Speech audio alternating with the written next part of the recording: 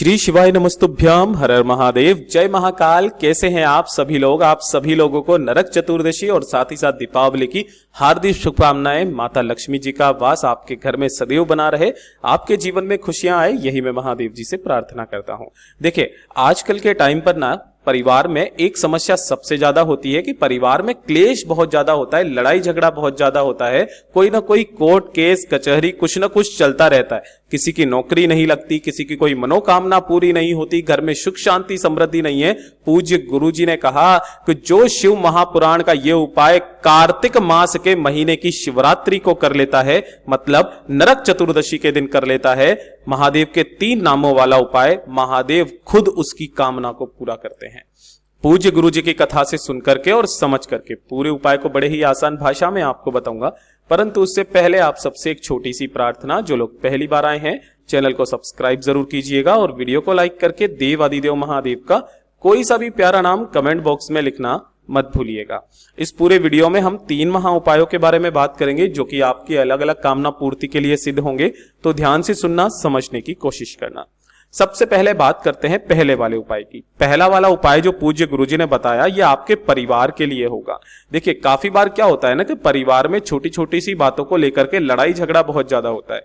किस तरीके का लड़ाई झगड़ा? जैसे कि जायदाद को लेकर के काफी बार कोई ना कोई परेशानी आपके घर में चलती हुई रहती है ना, क्लेश होता रहता है, बहुत ज्यादा दुख में जीवन बीत रहा होता है। यहां तक कहा गया कि अगर आपके ऊपर कोई अदालत का कोर्ट केस चल रहा है, किसी ने झूठा केस आपके ऊपर लगा दिया है, झूठा केस है ना, उसमें विजय प्राप्त करनी है, या फिर कोई प्रशासनिक कार्यवाही चल रही है, तो इस वाले उपाय को मात्र एक बार इस कार्तिक मास की चतुर्दशी के दिन करना स्टार्ट कर दीजिएगा। आपका जितना भी समस्या होगी वो सारी खत्म होगी। अगर कोई केस भी लगा होगा ना, तो वो आपके पक्ष में होगा। करना कैसे है, ध्यान से सुनिएगा। आपको इस तरीके से लेनी होगी मात्र एक बेलपत्र, उसके बाद में चाहिए होगा मात्र एक शमी का पत्ता। कहां से तोड़ोगे? इस जगह से तोड़ोगे। ये जो पूरा गोले में बनाया, ये एक शमी का पत्ता है। उससे अगली चीज है मात्र एक दुर्वा। 5 चीजें आपको एक एक चाहिए।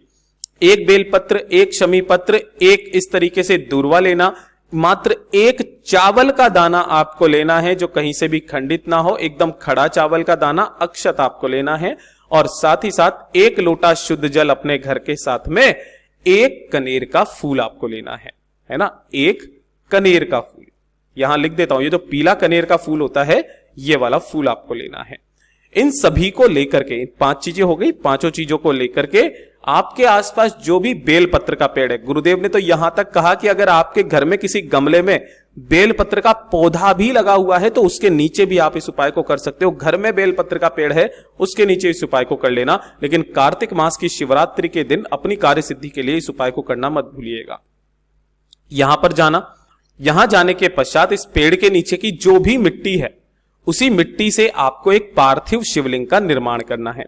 ठीक है, उसी पार्थिव शिवलिंग का निर्माण करके उसी का पूजन करना है। तो जो आप पूजा की थाली वगैरह लेकर के आओगे, चंदन, रोली, कुमकुम जो आपको लगाना है वो लगाना। जैसे आप पूजा करते हो, एक दिया दीपक यहां पर लगा देना, गाय के घी का गोल बाती का दीपक, इस तरीके से इनका पूजन करना है।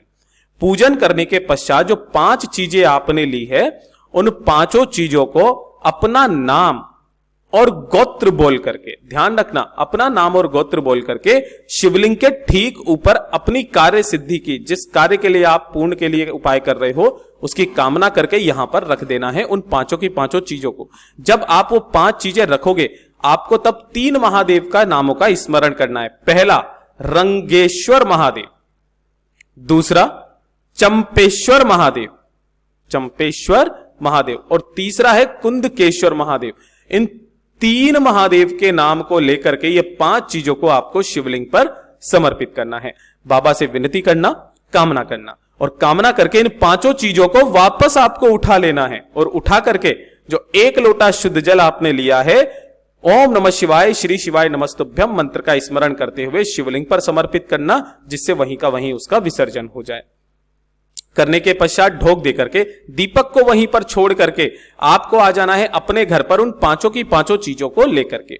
घर पे लाने के पश्चात किसी भी एक लाल कपड़े के अंदर उन 5 चीजों को आपको रख देना है, अपने घर के मंदिर में रख देना। लगातार 21 दिन तक इसे अपने घर के मंदिर में रखे रहने देना है। जब 21 दिन पूर्ण हो जाएं, उसके पश्चात इसे किसी भी बहते नदी, तालाब, सरोवर के अंदर प्रवाहित कर देना। पूज्य गुरुजी ने कहा फिर चाहे कैसा भी कार्य क्यों ना हो, सीधा आपके हक में ही जाएगा। पूज्य गुरुजी का बहुत अद्भुत और अचूक उपाय है, जरूर कीजिएगा। और अब बात करते हैं दूसरे वाले उपाय का, जो कि केवल और केवल नरक चतुर्दशी के दिन किया जाता है। पूज्य गुरुजी ने कहा ये जो नरक चतुर्दशी होती है, कार्तिक मास के महीने की शिवरात्रि, कार्तिक मास के महीने की शिवरात्रि के दिन अगर आपकी कोई कामना, कोई हृदय की बात पूरी नहीं हो रही है, गुरुदेव ने कहा उपाय कर करके आप थक चुके हो, बाबा नहीं सुन रहे हैं, तो एक छोटा सा उपाय और इससे सुंदर उपाय कार्तिक मास की शिवरात्रि का हो नहीं सकता। मात्र 1 लोटा शुद्ध जल लेना है आपको अपने घर का, और थोड़ा सा लेना होगा आपको यमुना का जल।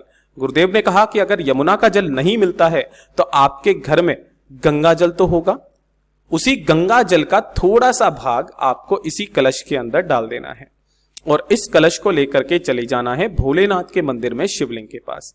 यहां पहुंचकर आपको शिवलिंग के पीछे की तरफ खड़े हो जाना है, बैठ जाना है। जो पूजा पाठ अर्चना आप जैसे करते हो वैसे करना। शिवरात्रि का दिन वैसे ही बहुत विशेष होता है। आप जब जाओगे तब शाम का समय होना चाहिए, प्रदोष काल का समय। यहां पहुंचने के पश्चात दोनों हाथों में उस कलश को पकड़ना, अपना नाम और अपना गोत्र बोलना, बाबा से विनती करना कि बाबा मैंने बहुत उपाय किए, बहुत व्रत किए, मेरी कामना पूरी नहीं हो रही है, बस आप ही का सहारा है, मुझे आपका साथ चाहिए। अपनी कामना बोल करके रंगेश्वर महादेव के नाम से, अभी इनका नाम का भी मैं मतलब बताऊंगा आपको, रंगेश्वर महादेव के नाम से संपूर्ण जल को समर्पित करना, श्री शिवाय नमस्तुभ्यम मंत्र का स्मरण करते हुए। और जो भी जल जलाधारी से बह करके नीचे की तरफ आए, अपने दाहिने हाथ में थोड़े से जल को रोकना, अपने ऊपर छींटे मार लेना। पूज्य गुरुजी ने कहा रंगेश्वर महादेव का नाम लेकर के किया गया ये उपाय आपके सारे कार्यों की बाधाओं को खत्म कर देता है। और इनके नाम को लेकर के साथ ही साथ अगर इन रंगेश्वर महादेव का मंदिर का गेट देख करके भी कोई कामना बोल दोगे ना, वो कामना भी आपकी जरूर पूरी होती है। पूज्य गुरुजी का बहुत अद्भुत और अचूक उपाय है, जरूर कीजिएगा। अब बात करते हैं तीसरे नंबर के उपाय की। तीसरे नंबर का जो उपाय है ये सबसे सुंदर उपाय। पूज्य गुरुजी ने कहा चाहे आपकी कोई कामना हो या ना हो, कोई बीमारी हो या ना हो, या फिर आपके जीवन में कोई समस्या हो या ना हो, लेकिन कार्तिक मास की शिवरात्रि के दिन इस उपाय को आप सभी लोगों को करना है। कार्तिक मास की शिवरात्रि के दिन पूज्य गुरुजी ने कहा महादेव की असीम कृपा जिसे पानी हो, कार्तिक मास की शिवरात्रि के दिन इस उपाय को करना मत भूलिएगा। मात्र आपको इस तरीके से लेनी होगी 1 बेलपत्र जो कहीं से भी खंडित कटी फटी ना हो, और दूसरे नंबर पर आपको लेनी होगी 5 दूर्वा। कितनी दूर्वा?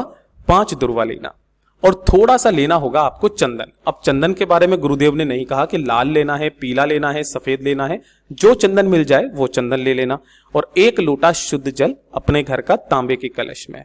ये खाली स्थान वाला उपाय है महाराज। इन सभी को लेकर के भोलेनाथ के मंदिर में पहुंचना है। शिवलिंग के पीछे की तरफ में खड़े होना, जिससे आपका मुख उत्तर दिशा की तरफ में हो जाए। यहां पर खड़े होकर के सबसे पहले आपको 1 लोटा शुद्ध जल भोलेनाथ की शिवलिंग पर श्री शिवाय नमस्तुभ्यम मंत्र का स्मरण करना, और हो सके तो रात्रि के समय इस उपाय को कीजिएगा, शाम के समय प्रदोष काल के बाद में।